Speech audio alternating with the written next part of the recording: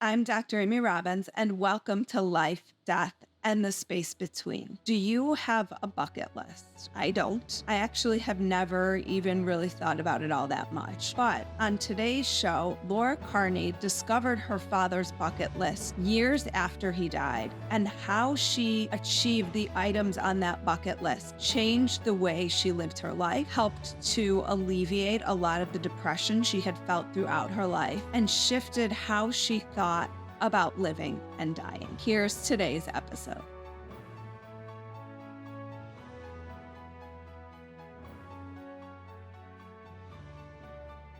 Welcome, Laura, to Life, Death, and the Space Between. Hi, I'm so happy to be here. Thanks for having me.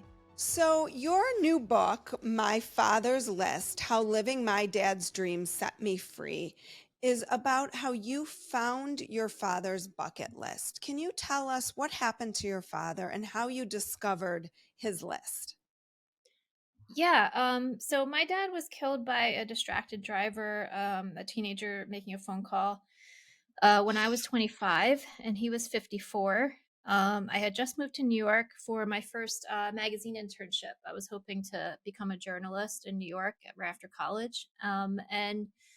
It was very sudden and at the time really devastating, and it changed my life. It changed how I experienced my 20s for certain. And I didn't find his bucket list until I was 38. My brother actually found it when he was moving into his first house. And when I discovered it, I had just gotten married, actually to the same person that my dad met that summer that he died. He met my husband 5 days before he died. Oh. And it, again, changed my life completely, but in a totally new way, deciding to finish his list for him.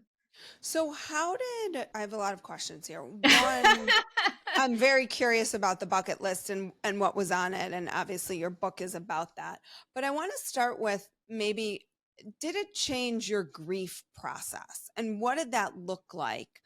I mean, you lived 13 years without having this list, and then you discovered this list. How did that shift how you were grieving then, or did it?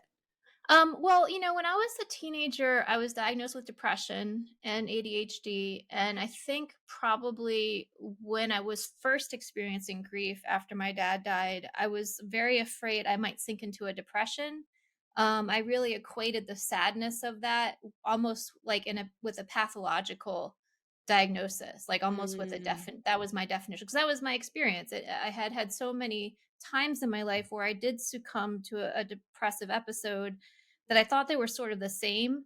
And I think that probably was part of why I sort of built up armor around me for many years. I don't think it was all that, though. I think it was also the traumatic way that he died, because I think when someone dies with any kind of violence or suddenness, even like a sudden heart attack, I've heard this can happen.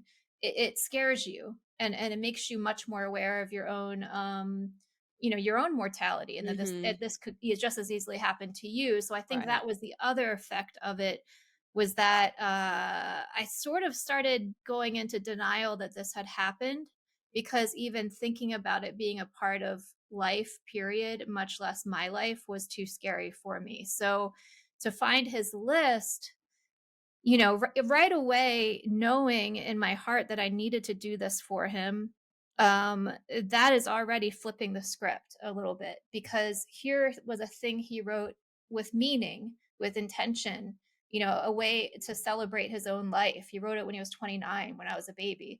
And that, I think, is almost the opposite of a person who dies unintentionally because at the hands of somebody else. So already I was sort of changing the way I was processing what had happened. And then as I started doing the items, um, so many of them just yanked me out of my comfort zone and pulled me out of this armor I'd been wearing. I had to put it down. I had to have vulnerability to connect with the people who were helping me to do this. And that gradually was now helping me connect with my inner self. And I really believe that that was how I started to finally move past the trauma and process the grief I was still carrying. So with the bucket list, I mean, you said your dad was 29 when he wrote it, when you were Mhm. born. and he was Yep. 54 when he died. How many things had he accomplished? How long was the bucket list, and how many things had he accomplished on this bucket list? There are 60 items. He accomplished 5, and he marked one as having failed at. What were the items that he had accomplished? He did a comedy monologue in a nightclub. I think he'd be especially proud of that one, so I feel like I need to say that one first. He helped his parents enjoy their retirement. He owned an impressive record collection. He went to a World Series game. He was interviewed on the radio. And then the sixth one, the one he felt he'd failed at, was pay my dad back $1,000 plus interest. So I imagine my grandfather died before he could do that. Okay. So he had this bucket list for some time and hadn't really moved substantially forward on it. I mean, terrible at math, but small percentage. I know that Me too, much. it's okay. Right. I'm much more in the humanities side of things. Um, so you find this list, and what do you do with it? How do you decide? I mean, I'm not sure how old you are now, but in the time from then until now, you've accomplished everything on the list. I have, yeah, I finished it in December, Okay. and I was 38 when we found it. Right. What did I do with it? My brother held on to it for another couple of weeks because he wanted to give it to me at his wedding, for standing up there with him. And then he gave it to me framed, and I brought it home and hung it on the wall. And I kind of just wrote it down in my computer, and I just started checking off the items. And I knew immediately that I needed to do it. It was really a decision unlike any other decision I'd ever made, except maybe moving to New York and saying yes to marry my husband. Those are the only two I can compare it to, because it was a feeling of, I need to do this. This is like a calling kind of feeling. If that makes Mm-hmm. sense, a spiritual calling. Mm-hmm. So talk us through some of the things on the list, because some of the, I mean, you don't touch on everything in the book. Um, you really talk about what I think some are some of the more difficult ones. Some were, doable from a some were more challenging from an emotional perspective, some were more Yeah. challenging from a logistical perspective. How did you approach some of these items in terms of how you were going to accomplish them? Um, Starting out with it, the first thing I did was the running item because I was already a runner. I was already a marathon runner. So I had already signed up for the LA Marathon anyway. And I wanted to do it to raise funds for Girls on the Run, which is a charity that helps girls develop confidence. And so I thought that, well, it's the first one I'll do is run 10 miles straight, which I assumed meant just running without stopping to walk. Mm, And the one thing I sort of forgot about was, oh, I might have to use the bathroom during those 10 miles. And, as embarrassing as it sounds, I couldn't do anything about that. So I sort of wet my pants a little bit. and, so and you really took it like as literal as it was. Like he oh, says yeah. run 10 miles without stopping, you were going to run 10 miles without. Yeah, but it was like when that happened, that was sort of now starting a trend for all of the list items because I think a big part of what I really do believe this in my heart that my dad's spirit wanted for me was to learn how to fail. I think he wanted me to learn how to be okay with that, how to stop taking. I mean, that's how our relationship was when he was alive. That he was always helping me to stop taking myself so seriously.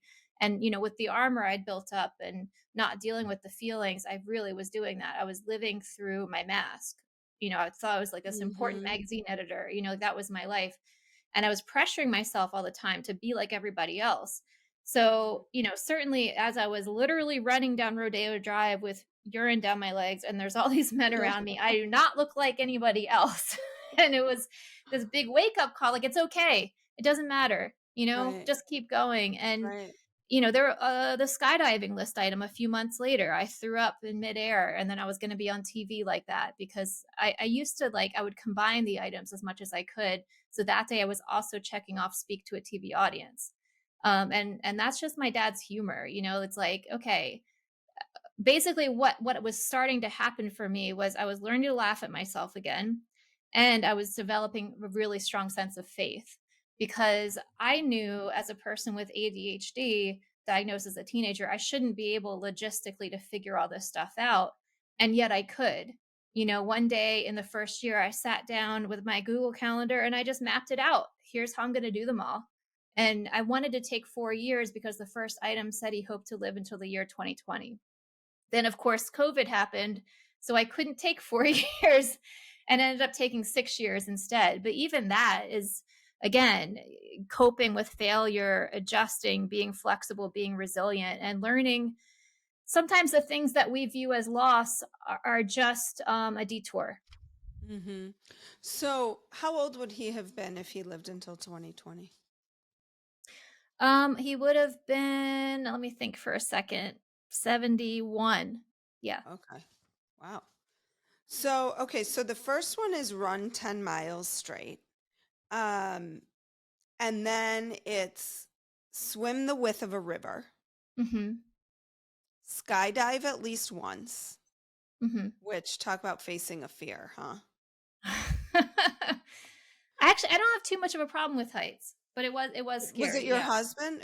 Someone had a problem with Yeah, height. Steven, my husband, he really was nervous about that one. He doesn't Okay. like heights too much. Okay. But did he do it with you? No. Yeah. No. And that one you combined, so he wanted you to be on TV. So how did you go about combining different bucket list items? It would just sort of come to me, similar to writing the book. Sometimes when I was writing the book, I felt almost like I was channeling something. Like my words were better than I was used to. Like almost Mm, like my dad and I were writing it together. mhm. Things would just come to me. Like, I think probably the one that combined the most things was visit San Diego, go sailing by myself, play golf in the 70s a few times. It was like if it made sense in the destination, then that I would do it there. I mean, San Diego is really known for sailing. Sometimes the travel destinations though were just like just travel. After a while, people started asking me, oh, you're going to New Orleans. What's that for? What else are you doing there? Because they were so used to me combining things. And I said, oh, just a visit, just just New Orleans. So chapter 5 here is talk with the president. How did that come about? See, some of these are pretty big, Yeah. bold bucket list items. Yeah, and each chapter, so each chapter has the title of the most important bucket list item for that particular part of the story, but I also like somehow got surfing in that chapter too. But uh Talk with the president happened because so very early on, I like to refer to it as beginner's luck, which I think happens to people with any new endeavor. I started getting interviews. Like I was on Inside Edition, I was on Fox 5 New York for this project I had taken on, partly because I worked for Good Housekeeping magazine. So I had an article published with them. And someone watched my interview. They saw me talking about wanting to meet the president, and they sent me an email and they said, hey, if any president will do, you should know that Jimmy Carter still teaches Sunday school most Sundays of the year. And ultimately, I decided that Jimmy Carter would do because he was president when my dad wrote the list in 1978. And I wrote to the Carter Wow, Center. talk about a serendipitous Yeah. situation. Yeah. I wrote to the Carter Center. I found out where I should stay. And then I found out that hotel was booked for a couple different weekends that August. And the woman I was talking to at the Carter Center even said, President Carter's 93. Like, it behooves you to come down here as soon as you can. I think he had just passed out like at a Habitat for Humanity site that summer. So they were a little concerned. Um, so I went down there really with no guarantee that I was going to get to talk to him. I found out a way to make sure I would at least get into the Sunday school, because even that sometimes they send people to a different building and they watch on a TV. So I didn't even know if I would definitely be in his proximity, but I knew I would be in the room due to the intervention of another friend. So by the time we got down there, I had convinced my husband to go. He knew we would be in the church, but we had no guarantee we'd actually talk to him. And what eventually happened was, again, a lot of serendipitous moments. I really wanted to go and hike Stone Mountain because it was basically the only list item destination my dad had been to. Even though Georgia wasn't on the list, Talk with the President was, it happened to be in Georgia. My mom went to her graduate school there, and she had brought my dad, and they had all these great pictures on the top of Stone Mountain. So I insisted that my husband and I climb it and like recreate these shots. And because we did it exactly when we did at sunset, we got to the hotel, again, not the one they told me to go to, a totally different one. But we got there at 11 o'clock at night, exactly when one of Jimmy Carter's biographers was checking in. And I started a conversation with him. And then we were talking for 3 hours in the parking lot, all about his hero since he was 12 years old, President Carter, who I now only know things about because I've been binging on Jimmy Carter documentaries for 2 weeks. Right, right. I hope you've enjoyed the video and podcast so far. Please consider supporting Life, Death, and the Space Between on Patreon at Dr. Amy Robbins. You can donate any amount that you feel comfortable donating. Also, we are actively looking for sponsors, so if you're interested, please reach out to us at dramyrobbins.com. I really appreciate any support you can give.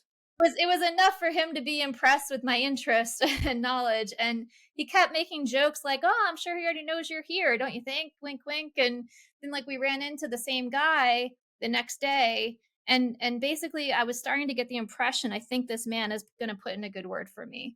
But he didn't come right out and say it. But by the time we got to the church that Sunday, he was sitting right next to President Carter. And his name is Art Milnes, and he's actually like a speechwriter for prime ministers in Canada. And by the time the Sunday school lesson was over and I walked to the front of the church to take a picture with President Carter, I was able to have a few words with him. And you're not really supposed to do that. They actually instruct you at the beginning, don't talk to him. Like he'll gladly take a picture with you, but there's hundreds of people in here, like move it Right, along. right.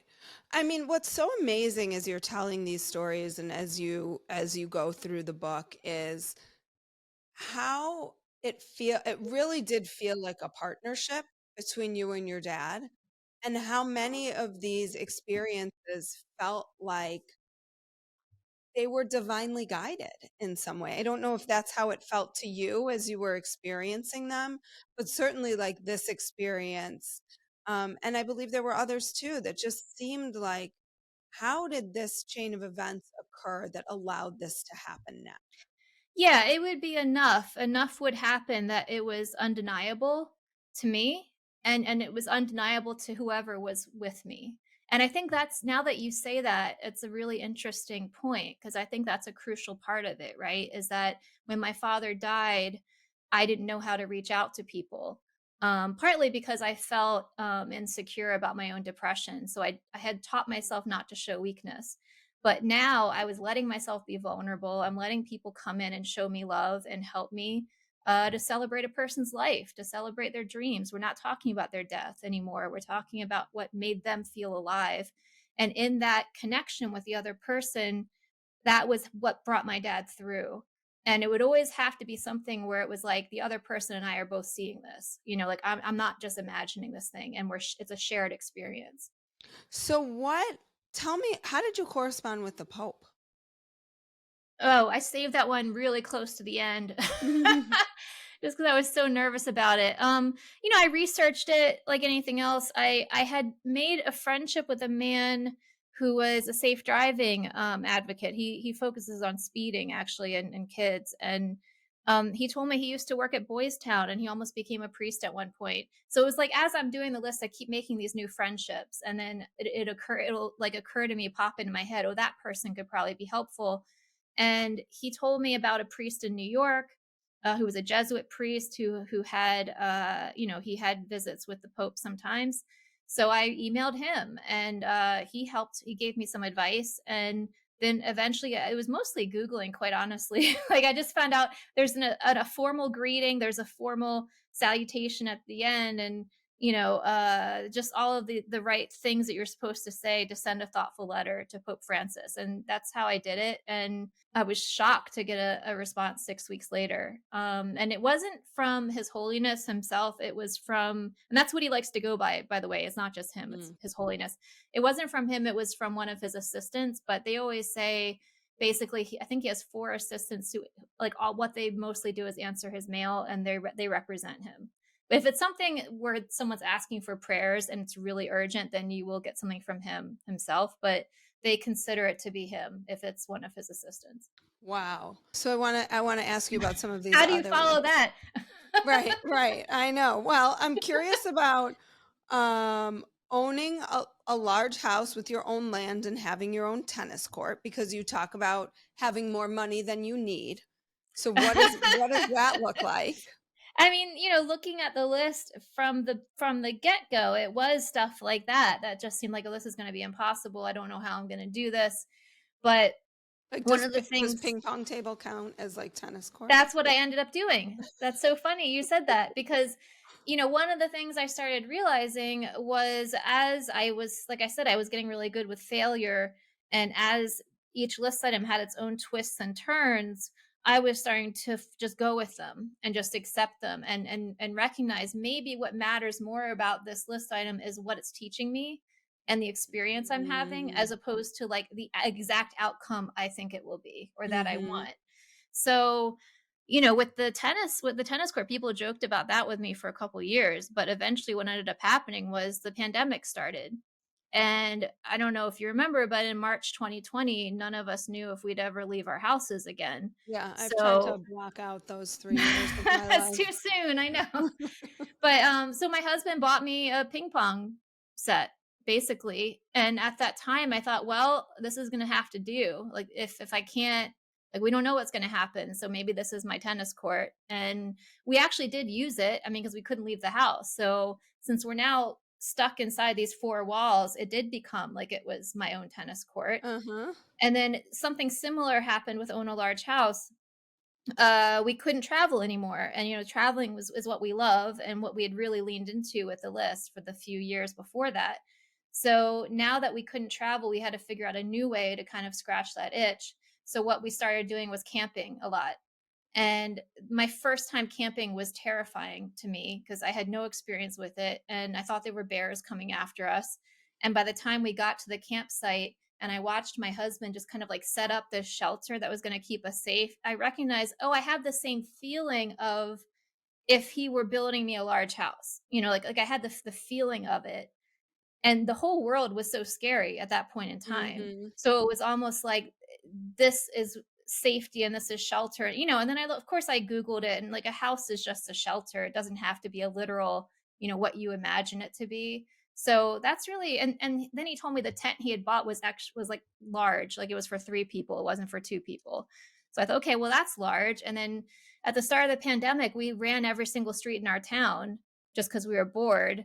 And then I thought, oh, well, that's sort of like we owned our town, like we own where we live finally. So that's owning our own land. So I Mm, did have some poetic ways that I did things, but mm-hmm. ultimately I decided whatever served my story of growth and what I needed to feel because of the list item mattered more than how literally it was being done. Yeah, that's so powerful to think of what's really the meaning behind this. Right. What is what are the feelings it's trying to invoke? Like maybe even kind of channeling, you talked about at points like channeling your dad. Like what was the feeling he was trying to invoke from this experience? And what am I learning about myself? So can I ask you about a couple more? Sure, please. Have 5 songs recorded? Yeah, I actually saved that one near the end too, until near the end because my dad was a singer, and I think I Ah, I just felt like I'm not going to live up to him, to his talent. I mean, he was a writer too. He wrote a book in the 70s, but I would say his favorite talent would have been his voice. It's what I always remember him singing. And eventually, what I ended up doing was working with a cousin on the my dad's side of the family, who at that point in time I had lost touch with most of them, and he was a musician, and he offered to help me. So I went and I met with him, I don't know, 7 times over 3 years, and he recorded instrumentals, and then I did the vocals of the 5 songs my dad would sing the most around me as a kid. And oh, it was so nice because it was a little emotional too, because I was sort of recreating this ritual that my brother and I had with my dad as kids, which was he would record us singing every year. And I think it ended up being quite a beautiful way to end the list because I don't know, so much of the list was getting to re-experience my father's energy through other people I love and making it feel like he's still very much here. But with doing those songs, I ended up just by myself in my closet, recording them. And it was like just the most private, intimate way. I don't want to say goodbye, but to say see you later. And I Mm-hmm. really felt his presence, that he was very much with me, helping me to sing a little bit better. Right. It's so I mean, these are it's so meaningful. Two more. Sing at my daughter's wedding and dance at my grandchildren's wedding. I know, isn't that heartbreaking that those are the last two? That he thought he would live long enough for those things. Mm-hmm. Yeah, the way we did those, I had so my husband and I decided the way we would honor my dad's presence at our wedding, which had happened 6 months before we found the list, was by serving this bottle of wine that my dad put aside the year I was born. And he actually was a Wow. liquor distributor at that time. Mm. So he went out to Robert Mondavi and he brought back this wine. It was like a Cabernet, and he wrote on it, the finest wine America has made, open on Laura's wedding day. So there was like this running debate of, is it still any good? Because it had been 38 years, and it ended up being the best wine I'd ever tasted.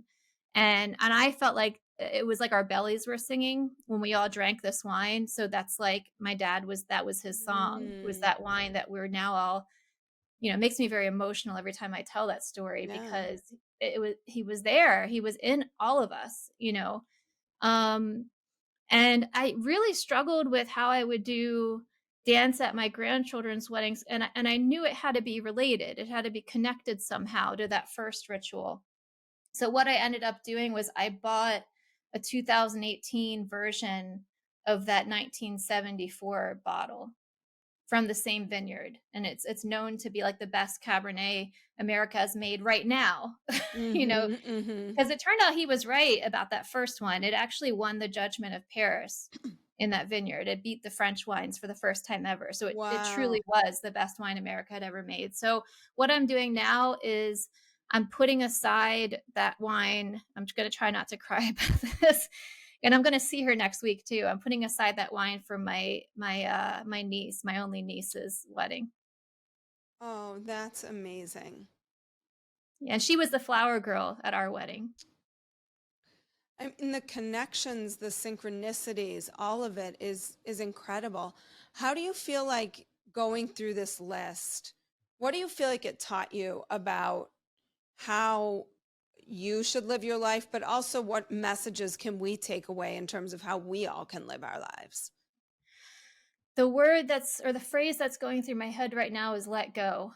It's going through my Mm, head over and over. And I've learned to listen if something comes through in an urgent way, because I think that that's maybe my dad, and maybe even more than my dad, trying to connect, trying to communicate something. And an experience I kept having throughout doing this project was he wanted me to know that being alive is a gift. This is not an arduous ordeal. That's not to say it's all good. There's a lot of crappy stuff that we go through while being alive, but we have the choice of how we react to what's happening, and we have the choice of what we do with what we've been given, and how we connect with other people. So I just began to vow to myself, which is really important. You have to get good at making vows to yourself if you're going to do this. I started vowing to myself that for the rest of my life, I was going to focus on letting go of what doesn't matter and using all the energy I had to give of myself to other people, and to just stop caring whether, like, how do I measure up with someone else with these earthly accomplishments. So mm-hmm. that's what I meant when I said, in the subtitle of the book, how living my dad's dream set me free. Because I mean, it's meant to be a dream. It's meant to be, your spirit is having a human experience. You can do it, like as Oprah always says, you can do whatever you want with it. Why Right, not do compassionate things? right, right. What do you have a bucket list? Yeah. What's on your bucket? I mean, you've accomplished a lot here. Makes Thank me want to you. do a bucket list. What's on your bucket list? I have 100 items on it now. Oh It my just gosh. keeps getting longer. I've checked off 20. Um, just even while doing my dad's, because sometimes they were in the same places. Did And you have a bucket list before you discovered oh his no, bucket list? Okay. no, I just thought it was a movie with Morgan Freeman. I didn't know what they were. Um, and a lot of it is hiking, a lot of it is races because I'm a runner, a lot of it is travel. I the best way I can explain my bucket list is I do have some genuine career goals on there and family goals, which are, it's a to-do list. It's not just these are thrills I want to have, but also I do want to have this experience of gratitude and wonder and awe, Mm. all that the world has to offer with that. So a lot of it is pursuing things like seeing the Sistine Chapel or seeing a volcano or just these experiences that really remind you how lucky you are to be alive. It's amazing. Laura, if people are interested in your work, in your new book, My Father's List, can you tell us where we can find you? Yeah, my website's bylauracarney.com. You can find out what I've been doing on there. You can buy the book on there. And if you want to follow, I do updates on Instagram mostly, and that's My Father's List. But really, My Father's List everywhere except for Twitter, where I am LAC30. Are you on Threads yet? Yes, and I don't understand it. Are you? I am, but I'm like not a great poster. So I like start something with gusto and then I fall off pretty quickly. So I am on it. I am trying, but podcasting is really my like it's my sweet spot for where I'm like the most comfortable and can I think I'm like the most authentic version of me. Hmm. Everything else feels like a little bit performative. So Yeah, that makes sense. that's a struggle. That's the struggle. Well, Laura, thank you so much for your time today. And everything will be listed in the show notes for people to go find you, to read your book, to find out about your bucket list, your dad's bucket list, and to be inspired, I think, to write their own bucket list. If for nothing more, I think it really kind of helps to frame a life in some way and to give people things to think about, things to look forward to, things to really live for. So thank you so much for inspiring us with your dad's bucket list and how it inspired you. No, thank you so much for having me. This is really an honor talking to you. Like what you heard today and want to hear more? Wondering what comes next and what it all means? Head over to Apple Podcast, Spotify, Stitcher, Google Play, or anywhere you get your podcasts and hit subscribe. Also, if you could take a minute to rate and review my podcast, I would really appreciate it. Stay tuned as we continue to explore life, death, and the space between.